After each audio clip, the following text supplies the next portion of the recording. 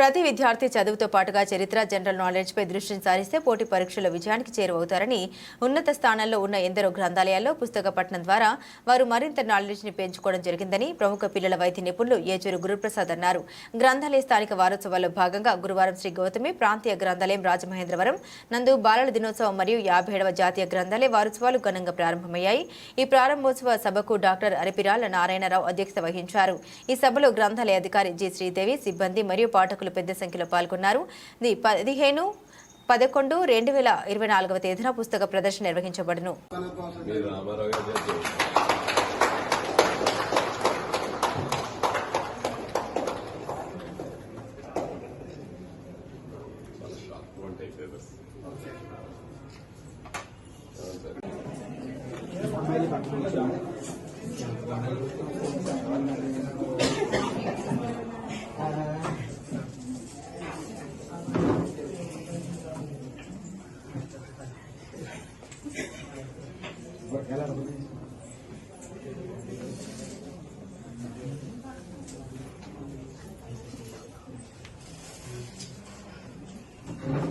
ఈరోజు మనకి ముఖ్య అతిథి గురుప్రసాద్ గారు ఇక్కడ కూర్చోబెట్టడం అనేది మనకి చాలా ఇబ్బంది. అక్కడ పేషెంట్స్ కి మరీ ఇబ్బంది. పేషెంట్స్ అంటే పెద్దవాళ్ళు అయితే పర్వాలేదు ఓర్చుకుని కూర్చుంటారు. మీరు పిల్లల డాక్టర్,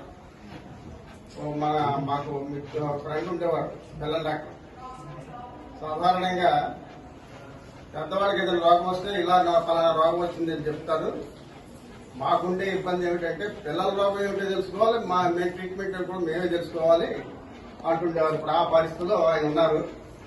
ఆయన ఎక్కువసేపు ఇక్కడ పెట్టడం అనేది మంచిది పద్ధతి కాదు. ఒకటి, మనకి డొనేషన్స్ వస్తాయి, కానీ వచ్చిన చిక్కాలు ఏమిటంటే దాని మెయింటెనెన్స్ ఎక్కడా మనకి దొరకదు. మీకు తెలియకుండా చాలా పనులు జరిగాయి మీ నోటీసులోకి రాకుండా. మీరు చూచారు, కానీ మీ నోటీసులోకి రాకుండా అంటే మీకు ఇబ్బంది కలగకుండా ఉండడానికి మాకు రాంబాబు సార్ అనే ఒక ఆయన ఉన్నారు. ఆయన ఏం చేస్తారంటే మా మేడం గారు ఇలా చెప్పారండి అంటే ఫోన్ చేసి వెంటనే సమకూరుస్తున్నాం అని చేత ఇబ్బందులు ఏమిటో తెలియట్లేదు. మీకు 50,000 రూపాయల పుస్తకాలకి ఇచ్చారు ఆయన. మీ ఇబ్బందులు ఎలా ఉంటాయని గుర్తించడానికి చెప్పినటువంటి మాట. ఇక్కడ చదువుకోవడానికి ఇబ్బంది పడుతున్నారు. లేటెస్ట్ టెక్నాలజీతో ఉండేట్టు పుస్తకాలు దొరకట్లేదు. నేను 50,000 ఇస్తాను అన్నారు. సో రాంబాబు సారును మేడం గారు ఇద్దరు వెళ్ళి పుస్తకాలు కొనుక్కొని వచ్చేసారు. మీకు అందించేశారు. అది ఎక్కడి నుంచి వచ్చిందని మీకు తెలియదు. ఇప్పుడు వారి brother senior consultant in Madras. ఆయన ఈ లైబ్రరీ కోసం ఎంతైనా ఖర్చు పెట్టా సిద్ధంగా ఉన్నాడు. మన ఆర్కిటెక్ట్ కూడా వచ్చారు, వాళ్ళే పంపించారు. మద్రాస్ నుంచి వచ్చారు ఆర్కిటెక్ట్.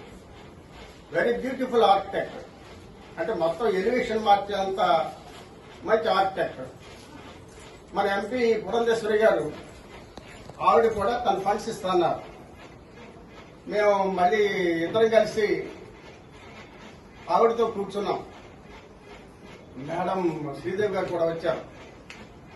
అంటే డెవలప్ అవడానికి ఏ రకమైన సోర్సెస్ ఉన్నాయి, అన్నీ ఉన్నాయి, బాగానే ఉన్నాయి. కానీ ఇబ్బంది అలా ఏంటంటే మెయింటెనెన్స్. నేను ఒకసారి మన మిత్రులు ఎవరితోనో చెప్తాను, భాష అనుకుంటాను. కంప్యూటర్ కావాలంటే ఎవరిని ఇస్తారు, కంప్యూటర్ బాగా చేయడానికి డబ్బులు ఎవరు.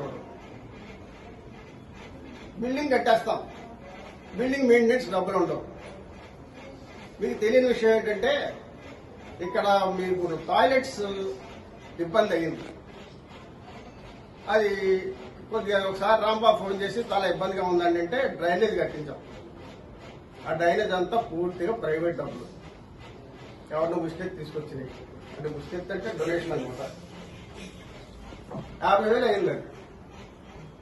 మొన్న ఇటీవలే ఒక 15-20 రోజులు అవుతుంది, రాంబాబు ఒకసారి ఫోన్ చేసి మేడం గారు మీతో మాట్లాడారు. ఏమిటంటే మోటార్ పోయింది, మీకు తెలియట్లేదు. అది మోటార్ పోయింది.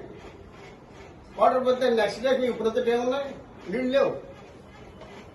అప్పటికప్పుడు ఎంత అవుతుంది అన్న, 9,000 అన్నాడు. ముందు ఆ మోటార్ ఏం చేయండి అన్న. ఈ విషయం మీకు తెలియదు. అంటే మీ నోటీసులో లేకుండా అనేక కార్యక్రమాలు జరుగుతున్నాయి ఇక్కడ.